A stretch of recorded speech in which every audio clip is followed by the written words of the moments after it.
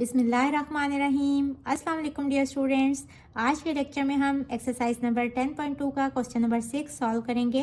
Lecture start करने से पहले जिन स्टूडेंट्स ने मेरे चैनल को सब्सक्राइब नहीं किया या जो मेरे चैनल पे न्यू हैं वो जल्दी से मेरे चैनल को लाइक करें, सब्सक्राइब करें, बेल आइकन को प्रेस कर दें ताकि हर न्यू आने वाली वीडियो का नोटिफिकेशन आपको मिलता रहे। इसके अलावा अपने फ्रेंड्स एंड फैमिली के साथ मेरे चैनल को शेयर करना मत भूलिएगा। तो स्टार्ट करते हैं। Question is construct N obtuse angle triangle DEF। जिस ट्राइंगल का कोई एक एंगल 90 से बड़ा हो उसको कहते हैं obtuse angle triangle. Find its circumcentre. सारे राइट बाइसेक्टर्स का जो जॉइनिंग पॉइंट होते हैं, जिस पॉइंट पे वो मीट कर रहे होते हैं, उसको कहते हैं सर्कमसेंटर।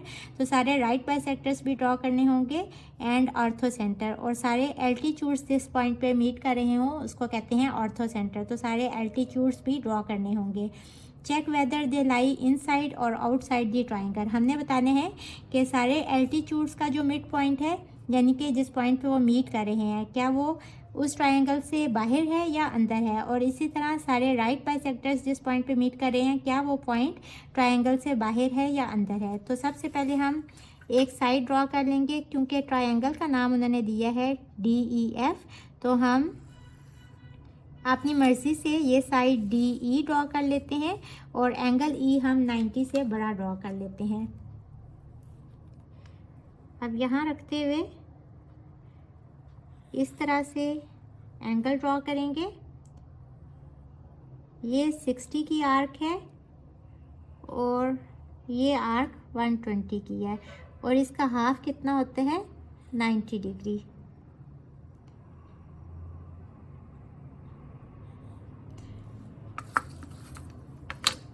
इस पॉइंट को ज्वाइन करेंगे और हमें 90 से बड़ा एंगल चाहिए, तो हम 90 और 120 का भी हाफ कर लेते हैं। तो ये कितना होगा 105 डिग्री, इस तरह से और इस तरह से। तो ये 105 डिग्री का एंगल बन जाएगा। और इसको कह लें सपोज x, तो EX ये रे बन गई और ट्राइंगल है DEF। तो EX रे के ऊपर कोई भी पॉइंट ले लें F और इस पॉइंट को D से ज्वाइन कर लें, क्योंकि मेजरमेंट्स किसी भी साइड के गिवन नहीं है। अब ये हमने ऑब्ट्यूज एंगल ट्राइंगल ड्रॉ कर ली DEF। अब हमने सर्कमसेंटर के लिए राइट बाइसेक्टर्स ड्रॉ करने हैं। तो सबसे पहले DF का राइट बाइसेक्टर हाफ से थोड़ा सा ज़्यादा कंपास ओपन करेंगे, E पे रखते हुए इस तरह से 2 आर्क्स मार्क करेंगे और इसी तरह F पे रखते हुए भी 2 आर्क्स मार्क करेंगे। और अब ये पॉइंट जो है ये आर्क मीट नहीं कर रही, तो इस तरह से इस आर्क को एक्सटेंड कर लेंगे। एक्स्ट्रा लाइन अरेज कर दें और उसके बाद हम इसको ज्वाइन कर लेंगे। तो ये राइट बाइसेक्टर ड्रॉ हो गया EF का। और इसी तरह अब हम DE का राइट बाइसेक्टर ड्रॉ कर लेंगे। हाफ से ज़्यादा कंपास ओपन करेंगे और इस तरह से 2 आर्क्स लगाएंगे और इसी तरह D पे रखते हुए भी इस तरह से 2 आर्क्स लगाएंगे। एक्स्ट्रा लाइंस मैं यहाँ भी अरेज कर दूँगी और उसके बाद मैं इसको इस तरह से ज्वाइन कर दूंगी। तो ये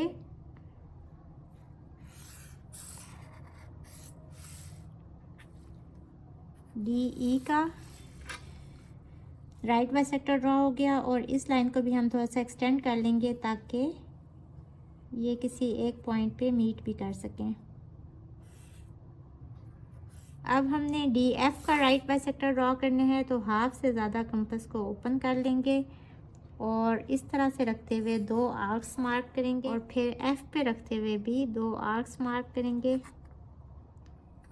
यहाँ भी मैं एक्स्ट्रा आर्क को अरेज कर दूंगी और इन पॉइंट्स को ज्वाइन कर लेंगे।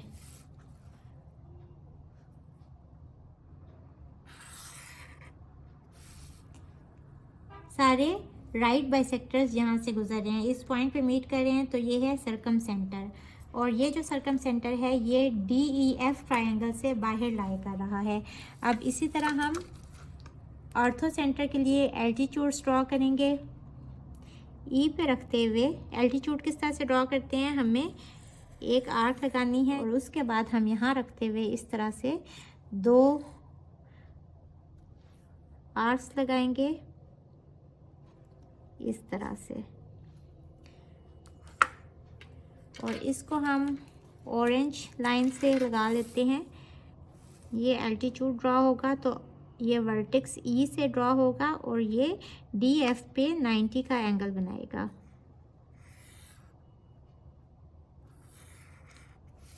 ये एल्टीट्यूड ड्रॉ हो गया और इसके बाद हम डी ई का एल्टीट्यूड ड्रॉ कर लेते हैं। उसी तरह से हम यहाँ से कंपास को रखते हुए इस तरह से आर्क लगाएंगे। अब देखें इसने डी ई को 2 जगहों पे कट नहीं किया, तो हम डी ई लाइन को थोड़ा सा एक्सटेंड कर लेंगे।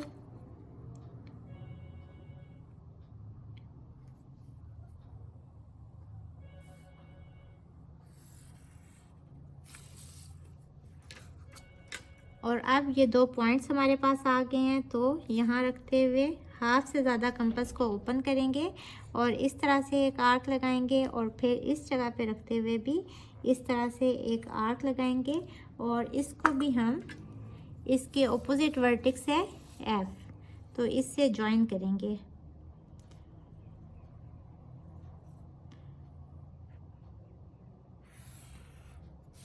अब हमने ई एफ पे एल्टीट्यूड ड्रॉ करने हैं, तो हम डी पे रखते हुए इस तरह से कंपास ओपन करेंगे कि ये इसको इस तरह से कट करें और इस लाइन को भी हमें एक्सटेंड करना पड़ेगा इस तरह से। और अब ये 2 पॉइंट्स हमारे पास आ गए। इन 2 पॉइंट्स को लेते हुए हम इसके हाफ से ज़्यादा आर्क ओपन करेंगे, कंपास ओपन करेंगे और फिर यहाँ रखते हुए भी इस तरह से आर्क लगाएंगे और डी को इस पॉइंट से ज्वाइन कर लेंगे इस तरह से। ये एल्टीट्यूड ड्रॉ हो गया ई एफ के ऊपर। और यहाँ से आप देखें कि ये वाला जो एल्टीट्यूड है इसको हम थोड़ा सा पीछे लेके आएंगे ताकि देख सकें कि क्या ये एक जगह पे मीट कर रहे हैं या नहीं। तो देखें,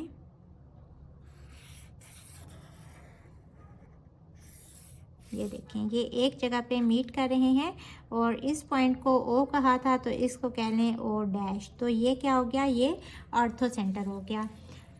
अब देखें ऑर्थो सेंटर भी इस ट्रायंगल के आउटसाइड लाई कर रहा है। इसके कंस्ट्रक्शन स्टेप लिख लेंगे। सबसे पहले हमने ड्रॉ डी ई और इसकी अपनी मर्जी से हमने मेजरमेंट ले ली थी और इसके बाद हमने कंस्ट्रक्ट किया था, construct angle E equals to 105 degree and draw E X. ये जो रे है इसको एक्स कह लें, ई एक्स या ई पी कह लें। और उसके बाद take any point F on E P, join D to F, triangle DEF is constructed। इसके बाद हमने राइट बाइसेक्टर्स ड्रॉ कर लिए थे। Draw right bisectors of DE, EF and DF। ये राइट बाइसेक्टर्स ग्रीन लाइन से शो हो रहे हैं और ये इस पॉइंट ओ पे मीट कर रहे हैं, which meet at point O.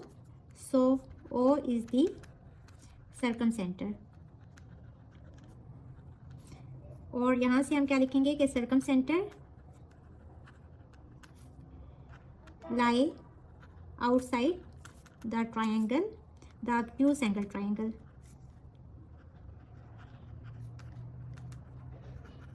DEF।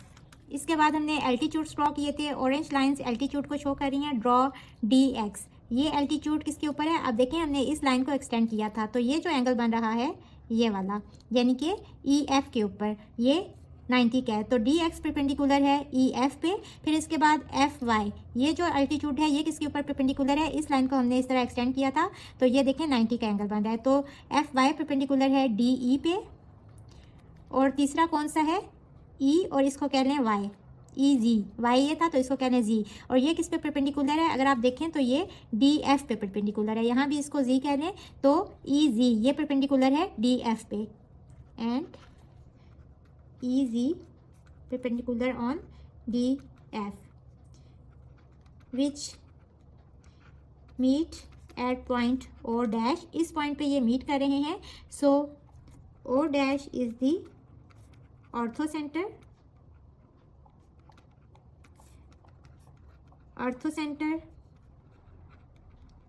of an obtuse angled triangle